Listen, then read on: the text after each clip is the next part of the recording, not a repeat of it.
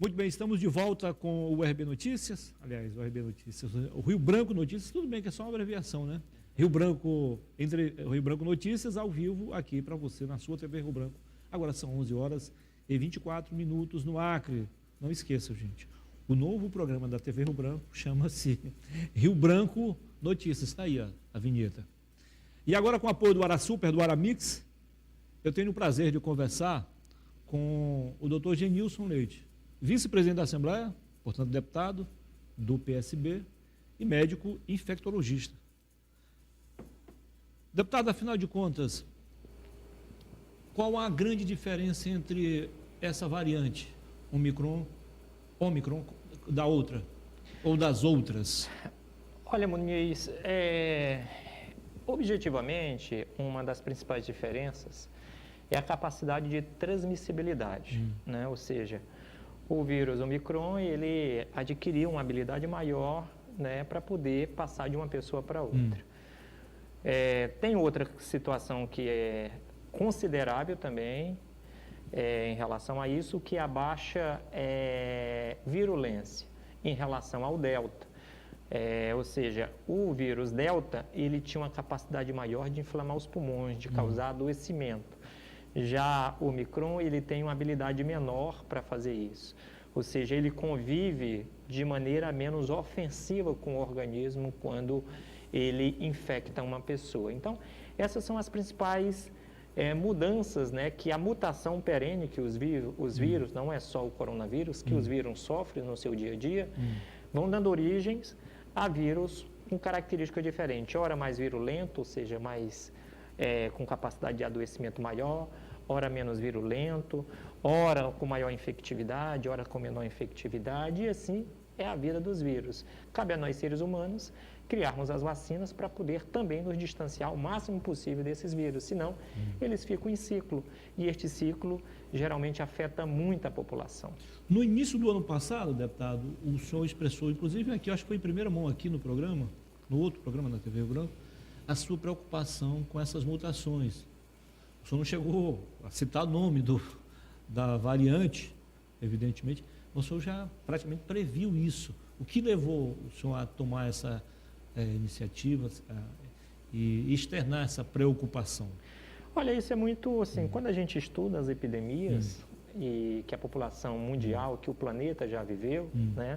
Quando você se remete um pouco ao passado, é possível, né? E dentro da própria epidemiologia, né, que é uma área de profundo estudo dentro da minha formação, infectologia, é possível saber isso em função do comportamento que a gente já conhece dos vírus. O Omicron também, ele tem outro componente que nos preocupa, que é a possibilidade de ele burlar a paredão ou a barreira imunológica que a gente adquire com uma vacina. Hoje nós estamos vacinados e uma das coisas que eu tenho o maior prazer, ontem eu estava atendendo lá no Cláudia Vitorino, estava dando uma força. Centro de saúde. Centro de saúde, estava dando uma força, porque poucos profissionais, e eu fui para lá. E uma das coisas que mais me agradava quando chegava um paciente com um teste positivo para a Covid, é quando eu via ele com as 2 doses da vacina, né? Que a gente tem, a partir do que nós estamos vendo, ali uma segurança de que aquele paciente, a possibilidade de ele evoluir para a forma grave da doença é muito pequena. Então, assim, quando o paciente chegava com teste positivo de Covid, que eu perguntava, o senhor, a senhora está vacinada? 2 doses, 3 doses. A nossa, digamos assim, a nossa satisfação era muito grande. Você observa que o fato, embora nós ainda estejamos atrasados, olha só, nós estamos, hoje é dia 20 de janeiro, né, de 2022, o estado do Acre não é um estado tão grande, inclusive é menor, populacionalmente falando, do que muitos estados brasileiros, e hoje nós ainda estamos com a vacinação, onde saiu no Jornal Nacional, muito baixa para aquilo que se esperava e para aquilo que nós tínhamos condição de estar fazendo. Eu sempre bati nessa tecla. A vacina é o principal instrumento que nós temos. Na primeira onda era difícil, a gente ficava muito triste, porque nós não tínhamos essa ferramenta. Aí vem aquele debate, a cloroquina serve, não serve, a ivermectina serve, não... todo esse debate. Mas a gente sabia que nós estávamos lutando ali com ferramentas de baixo poder. Entendi. Né? E o que a gente via na primeira onda? Muita gente internada, sendo entubada e morrendo. Aí veio a segunda onda, que já tinha começado ali algumas pessoas vacinar, né? E a gente já foi vendo o resultado da vacina, mas também muita gente ainda morreu porque tinha muita gente sem a vacina. E agora nós estamos vendo uma terceira onda, inclusive o Brasil bateu o recorde ontem, né, com o número de infectados, mas a hospitalização está pequena em relação à primeira e segunda onda, porque efeito da vacina. O Acre segue essa tendência, né? Mais de 1.000 infectados, e apenas 6 em estado grave. Sim, o Acre, e nenhum óbito. O Acre segue essa tendência, porque se beneficia daqueles que vacinaram. Mas nós temos gente lá internado, né, que poderia já estar vacinada e que ainda não se vacinou. Então, assim, nós precisamos que Estado e município, você vê que hoje os dados que são oficiais, que estão revelados aí publicamente, é que nós temos 47% de pessoas vacinadas com as 2 doses. Isso é pouco. Ou seja, não chegamos ainda aos 50%. Aos 50%. Totalmente. Isso é pouco, né? Dado real... Um ano de vacina. Um ano de vacina. Então, se o dado real foi esse, né? Porque há algumas falas dentro da Secretaria de Saúde que diz que já está um pouco mais adiantado, mas a gente precisa saber quanto de fato nós estamos, até mesmo para organizar a estratégia. E eu digo que governo e municípios não podem seguir apenas uma rotina vacinal, como qualquer agravo habitual, sarampo, tétano, etc, etc. Precisa estar tendo forças-tarefas, precisa fazer parceria com as escolas, com as igrejas, o senhor com os propôs isso, né? A gente vem propondo isso já faz muito tempo. Evoluiu essa proposta? Olha, eu vi um anúncio hoje, né? Inclusive saiu agora há pouco, que o Estado vai fazer um mutirão na frente do Palácio. Às vezes, na frente do Palácio não é o lugar mais recomendado. A gente precisa ir para as periferias, a gente precisa ir fazer as forças-tarefas. Baixada da Sobral, no Baixada Calafate. da Sobral, onde está a população mais do outro pobre. lado, Cidade do Povo. Não está tendo nem ônibus, né? Estava sem ônibus para o centro da cidade. Então, chegar assim, mais próximo das pessoas. O Estado precisa se organizar de maneira tal que a gente tenha vacina de manhã, de tarde e de noite. De segunda a segunda. É essa a atividade que verdadeiramente se torna efetiva. A gente precisa ver agentes de saúde em rua, sabendo, nessa casa tem alguém que não está vacinado, quantas pessoas, né, estão com sintomas. A gente precisa ter essas ações nesse tempo em que nós estamos vivendo, porque nós não temos outra saída. Claro. Cruzeiro do Sul adotou a chamada busca ativa e está acima da média estadual. Exato, o Cruzeiro Funcionou do Sul, lá, então. Né, Cruzeiro do Sul vem dando um exemplo, né, do que deveria se estar fazendo no estado todo. Né? E isso é uma ação que, embora haja pactuações dentro do Programa Nacional de Imunização, de responsabilidade, isso precisa ter um comando, né? Isso precisa ter uma política de Estado para fazer isso. E o que não está acontecendo, o que está tendo dificuldade de acontecer. O senhor tem visitado alguns municípios, né? Muitos municípios, temos andado. Qual é a fotografia que o senhor tem, no geral, assim, nesse sentido? Sim, campanhas de vacinação. Sobre a campanha de vacinação, que há fragilidades nesse sentido. Nós não estamos percebendo na vacinação contra a Covid, este agravo que já matou no Brasil mais de 600 mil pessoas, e no Acre muita gente morreu, nós não estamos percebendo aquela ação de caráter coletivo, né, que precisava ter como o problema número 1 de um Estado que nem o nosso, de um país que nem o nosso. Que é vacinar. Cadê? Exército, polícia, escolas, igrejas. Precisarmos ter essa grande frente de vacinação. Mas o que está acontecendo? A gente vê, no posto de saúde estão vacinando. Está na hora do almoço. Não, já fechou porque é 5 horas da tarde. Não tem. Aí você não avança e o resultado é o quê? Infecção. O senhor acha que é possível evoluir? Claro. Já que temos vacina em estoque? Eu não tenho dúvida. Nós temos outro dia, o Estado estava dizendo para o Ministério da Saúde não mandar mais vacina, que estava lotado. Né? Se está lotado, é porque não está tendo a saída que precisava sair. Agora, de uma coisa é certa, evidentemente que essa preocupação já chegou à Assembleia Legislativa, a outros órgãos, o governo e a prefeitura estão fazendo o que podem no sentido de convencer as pessoas a voltaram para tomar a segunda dose, a dose de reforço, e até os que ainda não tomaram nenhuma dose, deputado. Como a Assembleia, além dessas ações isoladas que o senhor está fazendo, no conjunto, o Poder Legislativo pode fazer para ajudar, então, a Prefeitura e o governo a avançar nesse processo? Olha, o Poder Legislativo, né, ele criou, inclusive, durante todo o período da pandemia, uma série de indicações, projetos, né? Mas ao final a execução de ações como essa é do Executivo. A execução é do Executivo. De quem? Das prefeituras e do governo do Estado. São esses dois entes que têm que puxar esse importante movimento. E a gente ajuda em criando os mecanismos, digamos assim, legais, para que de fato a coisa avance. A gente cria os mecanismos legais e o governo operacionaliza, né? E é essa falta que eu estou lhe dizendo. Por isso, Muniz, assim, você sabe, a população do Acre sabe, que nós temos uma pré-candidatura a governo. E essa pré-candidatura a governo, que eu hoje estou encabeçando, ela não nasce apenas do interesse em a gente ser governador do estado do Acre, ela nasce da insatisfação que nós estamos tendo em ver tantas coisas que podiam ser feitas, que podia estar acontecendo, que podia estar sendo executado e não estão executados. Que no final o resultado negativo para a vida da população é muito grande, né? Você perguntou, você está andando nos municípios? Eu estou andando nos municípios, eu estou vendo a política sanitária, eu estou vendo a política econômica, eu estou vendo a política educacional, eu estou vendo a política de segurança, muitas coisas que poderiam estar mais adiantado e que não estão. Por quê? Porque o governo tem perdido muito tempo discutindo problemas que não são as prioridades do dia a dia do cidadão, que não estão ou pelo menos no momento. No momento, que não estão na ordem do dia do cidadão. Então a gente precisa, o governo também perdeu muito tempo, né, com essa questão de Tira 1, você acabou de anunciar, né? Mudanças na secretaria, ou seja, de indústria. Desde o primeiro dia de governo, o que nós vimos foi isso, né? Mudança na secretaria. Só a Secretaria de Saúde mudou umas 4 vezes. Então, assim, panela que muitos mexem, ou sai insosso, ou sai salgado. E nós estamos vendo ao final, no último ano de governo, um governo insosso, né? Tímido, né? Um governo com poucas ações naquilo que de fato é importante na vida do cidadão.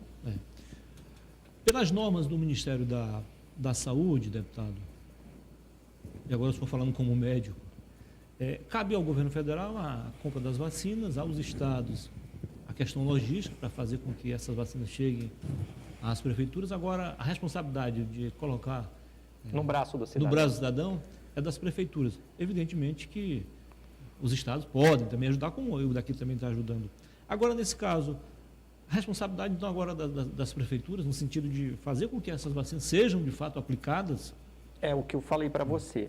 Isso é o que está escrito lá. Aliás, isso é parte do que está escrito lá no Programa Nacional de Imunização e o que pode PNI. ser no PNI e o que pode ser pactuado dentro, né, das comissões, né, que discute os rumos da saúde no estado. Né? Agora, para os eventos, sobretudo de rotina, né? A vacina contra o tétano, contra a poliomielite, né? A vacina contra a febre amarela, ou seja, essas rotinas, porque... Mas nós não estamos... Essa é uma outra regra aí. Essa é uma outra regra. Nós não estamos num período de uma epidemia de tétano, nós estamos num período de uma epidemia e uma pandemia de Covid-19 há 2 anos, né? Que vem tirando vidas, que vem afetando a nossa população e me deixa muito inquieto. Tem horas, né, que né, eu pego o meu jaleco, pego minha equipe, vou fazer campanha Máscara para Todos, vou falar sobre a importância de vacinar, ou vou para dentro do hospital, ou para dentro da unidade de saúde ajudar, porque a gente vê a morosidade que e a gente vê que não há uma afinação que deveria haver entre as equipes de Estado e de alguns municípios. Não há essa afinação. Parece que é um apartheid político aí que se deixa, né, as diferenças falarem mais alto do que o próprio interesse público ou de saúde pública. Na sua proposta, o senhor inclui as igrejas evangélicas e católicas. Agora, ainda na sua opinião, outras instituições não governamentais poderiam também...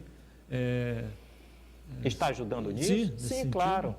Nós precisamos, imagine você, uma força-tarefa do Exército, uma força-tarefa do Sistema S junto, das igrejas, centrada no bairro e tendo como o próprio sistema Fé-Comércio, e tendo como ponto de referência prédios de escola e de igrejas. Vamos fazer durante aí 3 meses essa grande força-tarefa. Qual o resultado seria disso?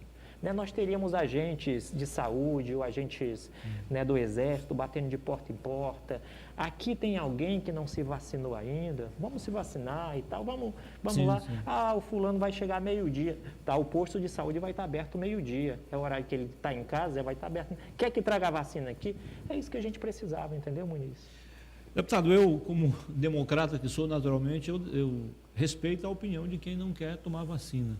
Agora, nesse momento, qual a sua mensagem enquanto especialista no assunto a essas pessoas que insistem em não tomarem a vacina? Eu disse aqui, Muniz, que quando eu estou diante de um paciente, o paciente chega com teste positivo para a Covid, e uma das coisas que mais me alegra é quando eu pergunto, o senhor está ou a senhora está vacinado com as 2 doses? Estou. Eu sei que ali é um cidadão que está sofrendo de algumas dores, mas dificilmente ele vai complicar, vai precisar de oxigênio, de tubo, né, de uma UTI, dificilmente. Já aquele que não está vacinado, o destino dele não é esse. A chance de morte aumenta. A chance de morte aumenta. Então, cada um decide... E a chance de sobrevivência diminui, evidentemente. Diminui. Né? Cada um decide o que pode e o que tem que fazer da sua vida individual. Isso. Só que em relação a vacinar e não vacinar, pegar Covid e sair espalhando por aí, não se trata apenas da responsabilidade individual. Porque ele está colocando em risco também a vida dos várias outras pessoas. Então, assim, isso é muito ruim para uma sociedade como a nossa, que está vivendo com um vírus e que nós temos a necessidade, que já tirou 600 mil vidas no Brasil e que nós temos a necessidade de eliminar esse vírus. Não vê esse debate que foi feito a nível nacional contra a vacina para as crianças, um absurdo. Qual é a sua opinião sobre isso? Que precisa vacinar as crianças, e isso não é o verbo que sai da minha opinião pessoal. O mundo inteiro está vacinando, mais de 50 países vacinando, a Europa vacinando, Estados Unidos vacinando, né? Aí aqui no Brasil, que a gente sempre vacinou as crianças contra tétano, poliomielite, sarampo, tudo, aí vem se colocar, o governo federal cria todos esses empecilhos, esses debates desnecessários sobre vacinar as crianças. Aí fica um monte de gente aí, né, que às vezes não tem nem o conhecimento mais profundo, né, sobre essa questão da vacinação, fazendo posts, dizendo que é uma vacina experimental. Um absurdo isso. Pelo seu conhecimento, o que o senhor diria aos pais e mães de família que estão a nos assistir e que estão temerosos em levar os filhos aos pontos de vacinação nesse momento? Que a vacina é segura, que ela previne contra a Covid-19, que é uma forma de a gente tirar esse vírus do nosso meio, que é uma forma de a gente diminuir o adoecimento das famílias, das crianças, dos idosos, porque se a gente só for vacinar os adultos e não imunizar também as crianças, nós vamos ter essa faixa de pessoas com capacidade de manter o vírus circulando.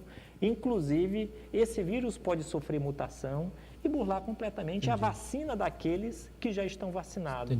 E aí a pandemia pode voltar, não com esse perfil que nós estamos vivendo, muita infecção e pouca internação.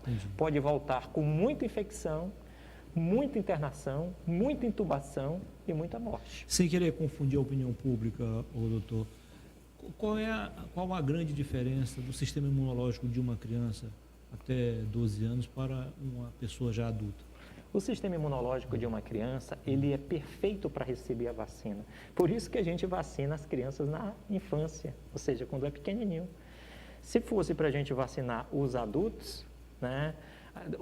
Aliás, se a vacina fosse para aplicar só nos adultos, né, nós não estávamos já com tantas doenças erradicadas, como eu já falei aqui. Por que nós eliminamos a poliomielite, o sarampo? Né? Por que nós eliminamos o tétano neonatal? Né? Por quê? Porque a gente está com uma tradição de vacinação já há mais de 40 anos. Sabe quantos anos a expectativa de vida do povo brasileiro aumentou depois que foi criado o Programa Nacional de Imunização no Brasil? Mais de 30 anos.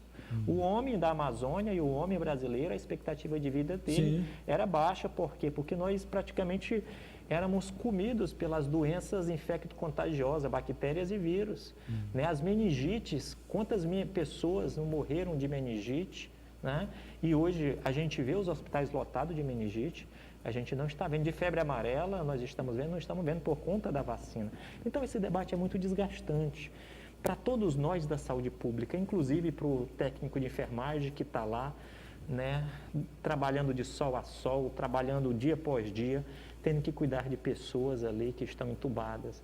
Ele é muito desgastante, por quê? Porque se politizou tanto um assunto que não era para se politizar, porque se transformou num debate de rede social, um assunto que é da sociedade científica, e aí fica um monte de gente com poder de voz, né, e de fala, mas sem conhecimento. E com pouco conhecimento, para não ser, né, com pouco conhecimento, questionando decisão da Anvisa, questionando decisão da Sociedade Brasileira de Infectologia, de Pediatria, das maiores agências, né, de saúde do mundo, por conta que tem uma posição política nacional, né, de que a vacina é um risco para as crianças. Aliás, esse foi o grande mal, foi politizarmos essa questão, né? Tanto a vacinação quanto os tratamentos. É lamentável isso, viu, Muniz? Deputado, o doutor Genilson, uma coisa é o cara decidir não tomar a vacina. Nós respeitamos, mas não concordamos. Agora tem outro caso, esse talvez mais preocupante, que comprovadamente algumas pessoas, eu quero saber depois do senhor qual percentual em média isso, que não podem comprovadamente, em algum momento, tomar a vacina. A questão é a seguinte: como tratarmos então essas pessoas? O senhor fala daqui a pouquinho, tá bom? Ok. São 11 horas e 45 minutos no Acre, aliás, 11h45 mesmo. Nós vamos ao intervalo comercial e voltaremos em 3 minutos para continuarmos a conversa aqui com o doutor Genilson Leite, médico infectologista, vice-presidente da Assembleia, portanto, deputado estadual. Até já.